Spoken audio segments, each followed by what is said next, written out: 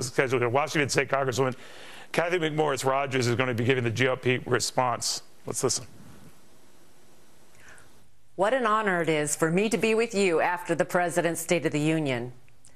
Tonight, we honor America, a nation that has witnessed the greatest rise of freedom and opportunity our world has ever seen.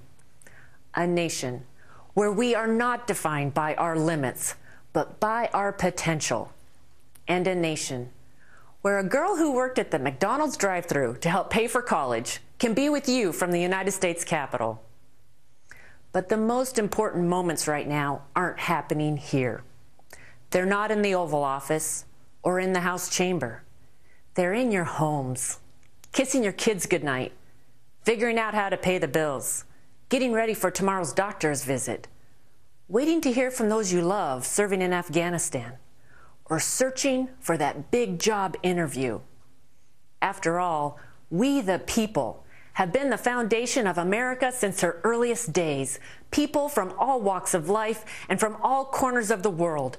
People who come to America because here, no challenge is too great and no dream too big. That's the genius of America.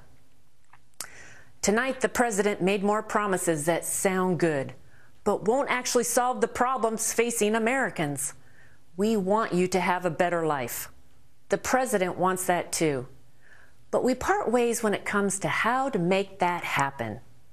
So tonight, I'd like to share a more hopeful Republican vision, one that empowers you, not the government. It's one that champions free markets and trusts people to make their own decisions, not a government that decides for you.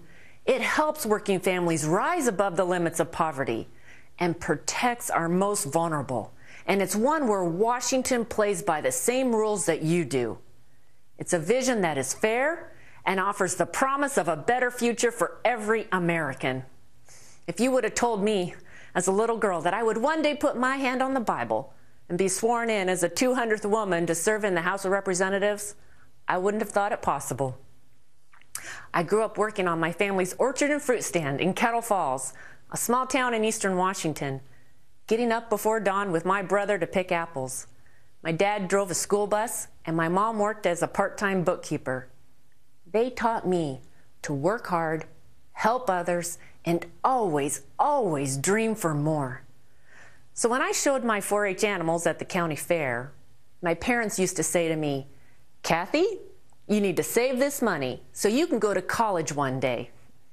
And so I did. I saved, I worked hard, and I became the first in my family to graduate from college. The chance to go from my Washington to this one was unexpected. I came to Congress to help empower people, not politicians, to grow the working middle class, not the government, and to ensure that everyone in this country can find a job. Because a job is so much more than a paycheck. It gives us purpose, dignity, and the foundation to build a future. I was single when I was elected, but it wasn't long before I met Brian, a retired Navy commander, and now we have 3 beautiful children, one who was born just 8 weeks ago. Like all parents, we have high hopes and dreams for our children, but we also know what it's like to face challenges. 3 days after our son was born, Cole, we got news no parent expects. Cole was diagnosed with Down syndrome. The doctors told us he could have endless complications, heart defects, even early Alzheimer's. They told us all the problems. But when we looked at our son, we saw only possibilities. We saw a gift from God. And today, we see a 6-year-old boy who dances to Bruce Springsteen, who reads above grade level, and who is the best big brother in the world. We see all the things he can do, not those he can't. And Cole and his sisters, Grace and Bren, have only made me more determined to see the potential in every human life. That whether we're born with an extra 21st chromosome or without $1 to our name, we are not defined by our limits, but by our potential. Because our mission, not only as Republicans, but as Americans, is to once again ensure that we are not bound by where we come from, but empowered by what we can become. That is the gap Republicans are working to close. It's the gap we all face between where you are and where you want to be. The president talks a lot about income inequality, but the real gap we face today is one of opportunity inequality. And with this administration's policies, that gap has become far too wide. We see this gap growing every single day. We see it in our neighbors who are struggling to find jobs, a husband who's now working just part-time, a child who drops out of college because she can't afford tuition, or parents who are outliving their life savings. Last month, more Americans stopped looking for a job than found one. Too many people are falling further and further behind because right now, the president's policies are making people's lives harder. Republicans have plans to close the gap. Plans that will focus on jobs first, without more spending, government bailouts, and red tape. Every day, we're working to expand our economy, one manufacturing job, nursing degree, and small business at a time. We have plans to improve our education and training systems so you have the choice to determine where your kids go to school, so college is affordable and skills training is modernized. And yes, it's time to honor our history of legal immigration. We're working on a step-by-step solution to immigration reform by first securing our borders and making sure America will always attract the best, brightest, and hardest working from around the world. And with too many Americans living paycheck to paycheck, we have solutions to help you take home more of your pay through lower taxes, cheaper energy costs, and affordable health care. Not long ago, I got a letter from Betty in Spokane, who had hoped the president's health care law would save her money, but found out instead her premiums were going up nearly $700 a month.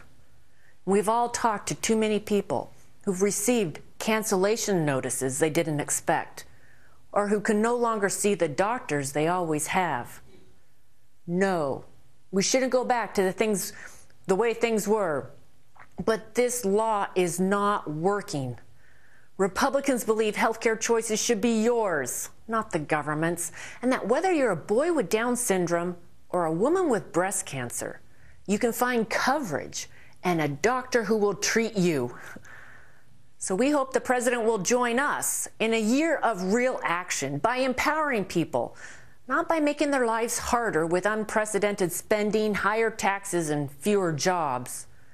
As Republicans, we advance these plans every day because we believe in a government that trusts people and doesn't limit where you finish because of where you started. That is what we stand for. It's for an America that is every bit as compassionate as it is exceptional. If we're successful, years from now, our children will say that we rebuilt the American dream. We built a working middle class that could take in anyone and a workforce that could take on the world.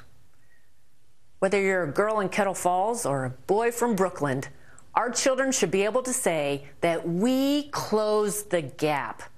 Our plan is one that dreams big for everyone and turns its back on no one. The president said many things tonight, but now I ask him to listen to you. For the true State of the Union lies in your heart and in your home.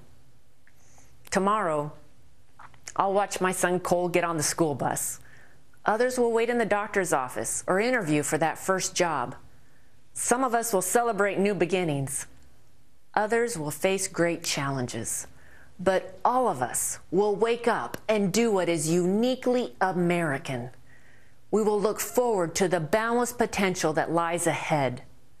We will give thanks to the brave men and women who have answered America's call to freedom, like Sergeant Jacob Hess from Spokane, who recently gave his life to protect all of ours. So tonight, I simply offer a prayer a prayer for Sergeant Hess's family, your family, and for our larger American family, that with the guidance of God, we may prove ourselves worthy of His blessings of life, liberty, and the pursuit of happiness. For when we embrace these gifts, we are each doing our part to form a more perfect union. May God guide you and our president, and may God continue to bless the United States of America. All right, that was Cathy McMorris Rodgers, the Republican of Washington, a chief confidant of John Boehner's, saying that pretty much everything the president said tonight relied on big government and Republicans have an alternative plan. Her own argument, though, is getting watered down by two other Republicans who are giving separate responses. Senator Mike Lee for the Tea Party and Rand Paul just on his own. That could be a problem for Republicans who might not all be on the same page. Foster Freeze on that, and Pat Buchanan as well. Now look at the futures.